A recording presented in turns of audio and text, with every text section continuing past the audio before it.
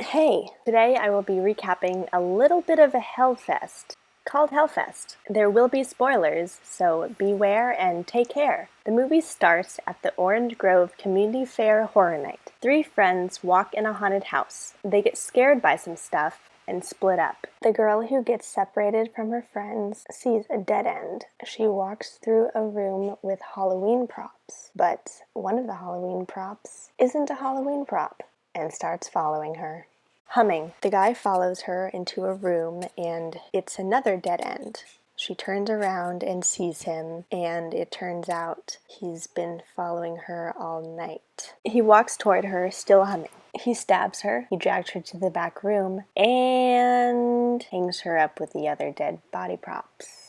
The title appears. We see an Uber drop off Natalie in front of apartments. Natalie knocks on the door and Brooke answers. They hug. Natalie learns that Taylor lives there now, which she is not too happy about. They talk for a bit, then Brooke and Taylor go to Brooke's room and talk about Hellfest. And they arrive at Hellfest. They walk through the parking lot as they say, "This is gonna be fun." They go through security and see Asher and Gavin waiting. Gavin offers to help Nat put on her VIP bracelet. They all go into Hellfest and Taylor gets scared. Someone arrives at Hellfest and goes through security. The group talks about the Deadlands and that it's a part of the park where they can touch you. Natalie agrees to go, and we see the guy walking through Hellfest, takes out a mask from his pocket and puts it on, then walks to a snow cone cart and takes the ice pick. They go to their first maze, which is a haunted reform school. They go down a hallway full of props and not props, and Gavin tells Natalie that you can tell which is real by looking at their hands. At the end of the maze, Natalie predicts someone will come out of a door. She was wrong, but a girl came out of another door, screaming for help, and hides. The guy from before walks in and Natalie tells him where the girl is, and he pulls her out. Then Natalie goes outside with her friends and leave. The guy walks out and stares at her. They all play games and leave. Natalie eats a pretzel, and then her and Gavin go in a photo booth to take pictures, and the killer stares at the photo booth. He goes to it and takes the strip of pictures from it. Brooke sees and chases him but loses him, and she comes back. Gavin tells the rest of them to go get in line for the Deadlands and that he'll catch up because he wants to get a stuffed animal for Natalie. Gavin goes to a game and asks the employee to give him a prize, but the employee says no to keep his job. He goes to the lockers where they keep the stuffed animals to look for one. Asher texts Gavin from Natalie's phone saying that they're in line and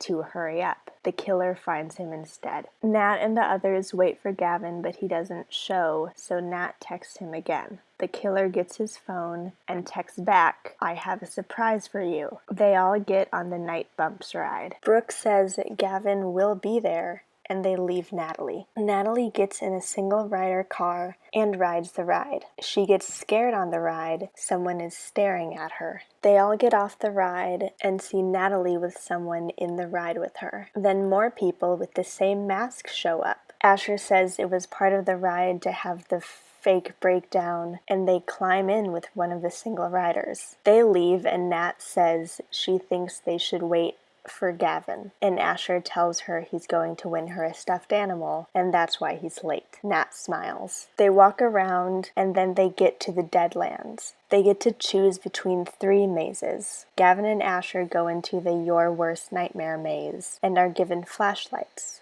In the other maze, Sleep Like a Baby, Brooke, Taylor, and Natalie go into a room and get chased. The killer goes in the back door. The girls go down a hall of hands. The boys walk in a room and a train almost runs them over. Natalie goes in a room and sees the killer banging on plexiglass. Asher goes in a room and the killer kills him. Back outside, Nat gets goo all over her and goes to clean up with Brooke. where they talk about going to Spain together. Brooke leaves the bathroom and Natalie washes her hair in the sink and dries it with the blow dryer. The killer shows up and watches her. He disappears and she goes into a stall. She texts Gavin. His phone goes off in the bathroom. The killer rattles the door and she calls the cops. The killer reaches over the stall and grabs her head. Nat gets free and runs out of the stall and the bathroom and calls for Brooke. Security comes and says the stall is empty. They leave. Brooke asks where Taylor is and finds out that she volunteered for a horror show thing where she gets decapitated. But it's a joke. Don't worry. Nat recognizes the killer's shoes and doesn't think it's a joke. It turns out to be a joke, and Taylor is completely fine. Taylor says, "Sorry about my friend, she can be a little overdramatic." Taylor asks the executioner to get her free, but he doesn't. He is going to cut off her head for real. Taylor escapes the killer and runs. The killer chases her and stabs her. He stabs Quinn too. Brooke and Nat see, and Brooke cries. The killer goes after them. He gets trampled by security, and they realize it's not him. Brooke and Nat run away from the actual killer. They run into a maze, and the killer goes into and locks them in. The girls hide in a closet. They get out, and Brooke realized they're locked in. They go in a room and look for weapons, but everything's fake. They walk through the maze. They go in a room with creepy dolls. The lights dim, and the killer is there. He hurts Brooke, and then Natalie hurts him.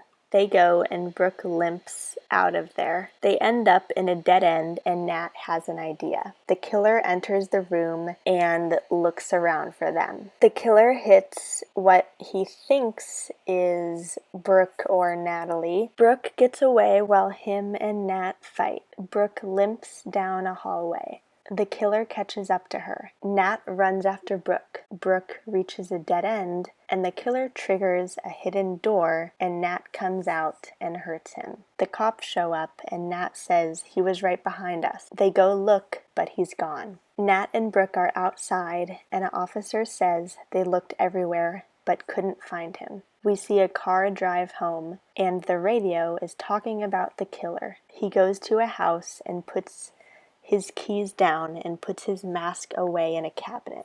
He goes to the living room where a girl is sleeping. She wakes up and goes to hug her dad happily. He gives her Taylor's stuffed animal. And that's the end of the movie. Thank you for watching my Hellfest recap. Please like, comment, and subscribe for more videos. Thanks for watching. Bye.